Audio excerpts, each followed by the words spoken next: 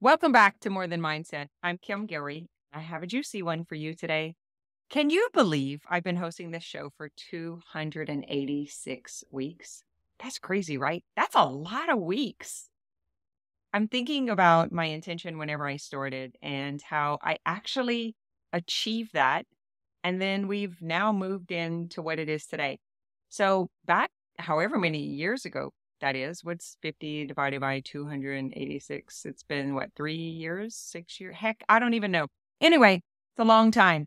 Whenever I first started, I remember I was really better understanding the mind body integration, or like what was happening in the physical body, what was happening like on the personal development side.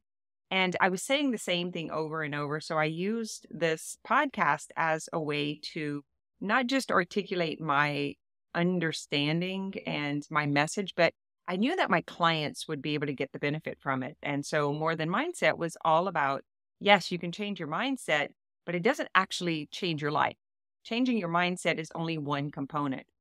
And as we've now evolved into this like ascension process of the More Than Mindset show, I've been talking more to coaches, holistic practitioners, and how they can use this content to help their clients, but also to help themselves, because that originally was the very first intention: is how can I help coaches and practitioners become better skilled and better business owners? And so that's what I want to talk about today. We spend a lot of time as new coaches and practitioners just getting really good at our skill set, because that's our first and foremost intention: is how can I help more people? There's so much that we have learned in our own life, that we've evolved from, that we've healed. And once you kind of come into this state of whole being, or this holistic lifestyle, and you realize how far you've come, there is a natural like desire to want to help other people. And those are the clients that I help. They have been through their own stuff. They have a lot of experience. They've overcome, and they have a deep desire to help. But there's one thing that's holding them back from helping more people. And that's what I want to talk to you about today. And that one thing is selling. I was on a call with clients yesterday, and this came up again. There's this statement that I hear very, very often. I'm going to say it. I'm sure you've heard it before.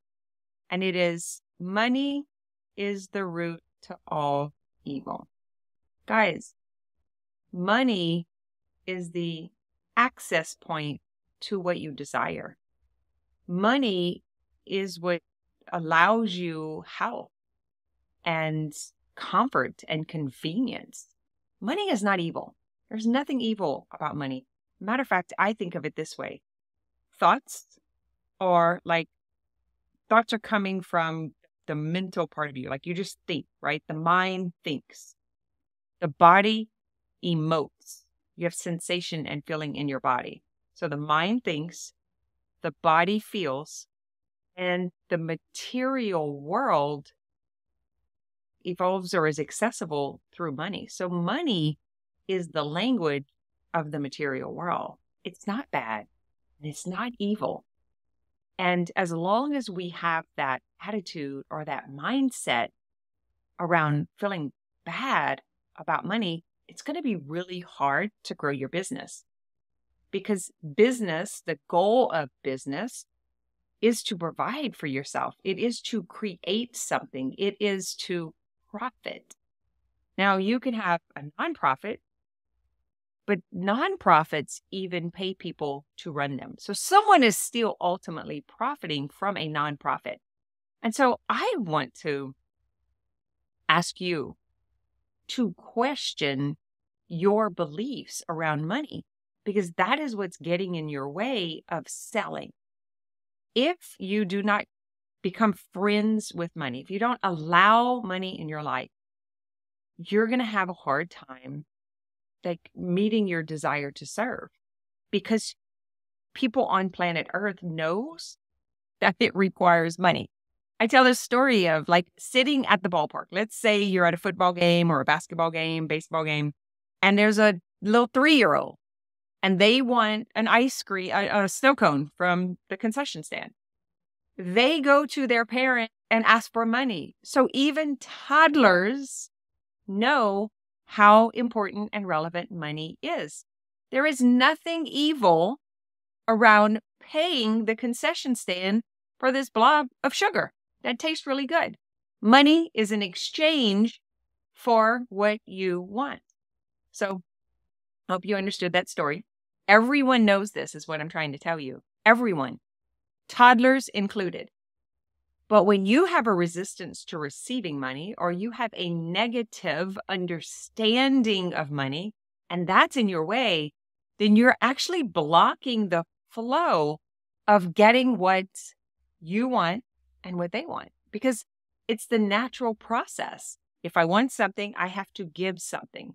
So in the case of coaching or your healing service, whatever it is that you provide, if somebody wants that, then they know they have to give up something. They know they have to pay something. And you're standing here with the doors closed and you're saying, nope, can't pay me. It's evil. Money is evil. I can't receive money. Money is bad. It's wrong. It makes me selfish. And if I accept money, if I profit, if I benefit, then it's going to make me better than you. These are the kinds of things that people say, like the judgment about people with money is coming from you. It is not true. It's coming from you. It's coming from what someone told you, or your understanding around it, or having like a negative bias around it. And like, I just want to demystify this for you so that you can position yourself to be able to receive money in order to give service. So I personally have fallen in love with the sales process because I actually see it as service. I think selling and coaching is the same thing. And I think serving and selling is the same thing. They're all on, they all have the same intention. Give me this so you can get that. Right? So it's like, hire me and I will help you. And there's reciprocity in that. There's commitment, there's promise, there's an understanding, there's a contract. But if you are the barrier to the money coming forward, you're the barrier to helping more people, to getting more clients. And so the reason that your business is not growing is because you're not able to receive. So once you understand that, now you've got to look at, okay, why do I struggle with receiving? What are my beliefs around money, around wealth? What are my thoughts around people who have more than me? And what about the people that you pay? What are your thoughts around those people? And so if you just start asking really curious questions and you start unpacking that, you'll have an understanding of why you've taken on this belief. Because it is a belief. It is not truth in any way, shape, or form. Matter of fact, it's more evil that we don't have money, because then we will starve, we will not be well, we will not have a house, we won't have a cell phone, we won't be in communication with other people. We don't have, it's not even just the luxuries of life, it's necessities. You won't even have the necessities of life.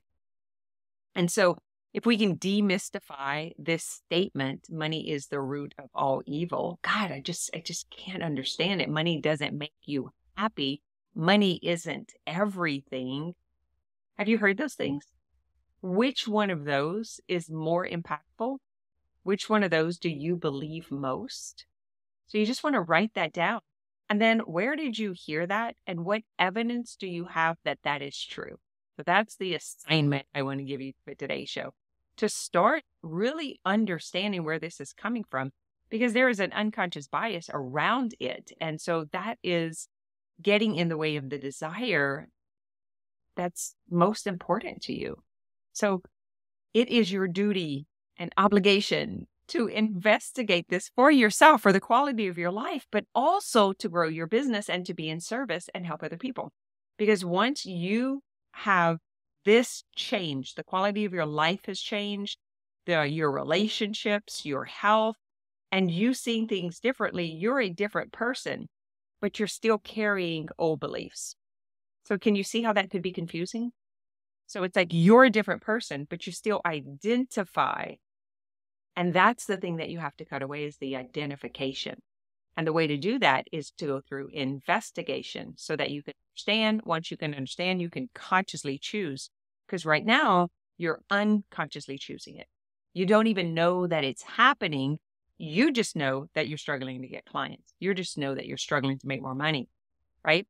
And so it's like you're trying to solve the wrong problem. You think that you have a marketing issue, but the truth is, if you're really good at sales, you can get away with not being great at marketing. I'm proof of that. I'm really good at sales because I believe selling is helping them get what they want. So selling the snow cone at the ball game is helping the toddler get what they want. And so if the person who's working there won't take the money, the toddler can't have what they want. Does that make sense? It's an exchange, but you are the one preventing the exchange from happening. And you are also the one who has the desire to help. So that's the dissonance, or that's the conundrum that's happening, that's making this so confusing. So if you understood what was blocking you, then you would understand what to do next. And that is to learn the sales process and to also change your perception around selling, around money, around your beliefs of money, or the whole BS about money won't make you happy. One doesn't have anything to do with the other. Money is a necessity to live on planet Earth. And so if you have healed yourself from all these physical conditions, from limiting beliefs, from everything else, it's just know that this is just the next thing to heal yourself from. And it's to release the idea that there's not enough, that if someone has it, it'll take away from someone else, that it's bad or evil, or it's going to separate you from other people, or that some people think like they're choosing money over helping. And it's simply not true. It's I'm receiving money so I can help. They're one thing. It's just a cycle that is complete. Does that make sense? So whenever you don't receive or you have negativity around it and you block it, you prevent the cycle for you and for them. So you're not helping anyone. You're surely not helping yourself, helping your family, and you're not helping your client, you're not helping society. So those beliefs, if you're willing to challenge, those beliefs can be cut away. And then you can take on a new set of beliefs around money and about the quality of your life and the lives that you can impact for other people. Just because you were willing to question that belief, you're willing to cut it away, and then you're willing to do something different. Because those are the steps, right? You got to choose, then you got to commit. So you're like, I choose to grow a business helping people heal, or I choose to grow a business that I love, that creates revenue, that supports my family. That's the first thing. You just got to choose it. What is it that you want? The second thing is I'm committed to myself, to my family, to the clients, to the people that I'm going to serve. I'm committed to humanity, to my soul's purpose, but I'm committed. And then you cultivate as if it were, which means you are taking the actions as if the thing that you want is already here. So it's like you're doing it from a future perspective. So I am the person who easily receives money. I am the person who serves lots of people because I have the ability to receive money. Money is a great thing. Money helps many people. Money creates convenience and luxuries and also necessities. I pass on positive money beliefs to my children and to my community. Like that would be a different take, right? So you're cultivating from that perspective. And then you have to cut away those thoughts that come in that you heard when you were young or when you were in church or whoever said that he was evil or bad or whatever that interpretation was. When you hear it, you just say, that's not true. And you come back to the new thought. That's not true. And come back to the new thought. And then you got to continue doing that every day, multiple times a day, because the mind learns through repetition.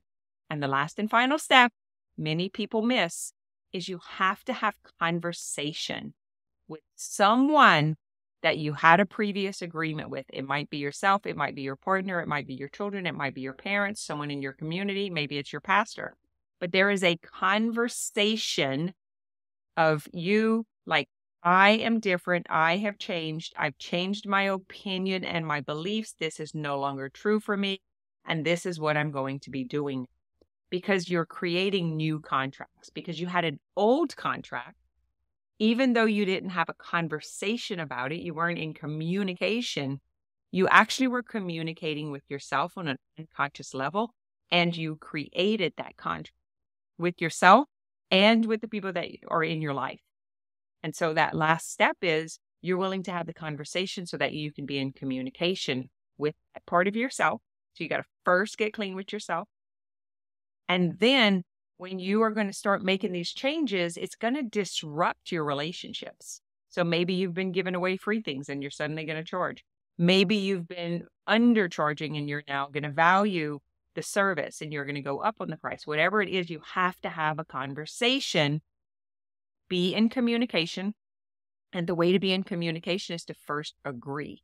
So you're like, I know it's been this way. I know I've done that. I know this is what we agreed upon for. So check, you're getting into agreements first.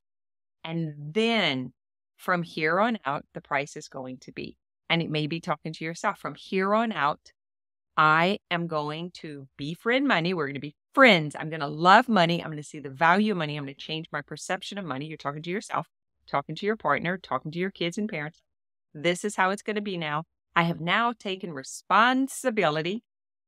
I've taken responsibility for what I believe around money, because that experience was my experience and I don't want to keep experiencing that. So I am changing now. So I'm just letting you know, this is how it's going to be. So you have that with yourself, you have that with others. And then that's the whole entire cycle. Choose, commit, choose, cultivate, put away the old, continue with the new, have the conversation with whoever you need to be in communication with, letting them know about the changes that you are now going to integrate and embody in your life and become. That's it. That's the process. So if you are willing to change your beliefs around money, you will grow your business. And we have a sales workshop coming up. I would love to invite you to. We'll put a link. So if you're interested, because we teach a sales process that is really about being in communication. And it's not icky, it's not sales scripty, it's not weird, although you will first learn process and the script so that you can get the understanding of it. And that is going to give you the how, because there is a how to this. You do have to learn how to sell. Selling is a skill set, and it's a skill set that will grow your business beyond any marketing, I promise you, because sales, like when you truly sell yourself first and then you make yourself available to receive and you sell people on what they want and you deliver, you've got lifetime clients. You will definitely grow your business. So that's what I have for you this week. Really do the investigation around the beliefs that you do have, where you got those from.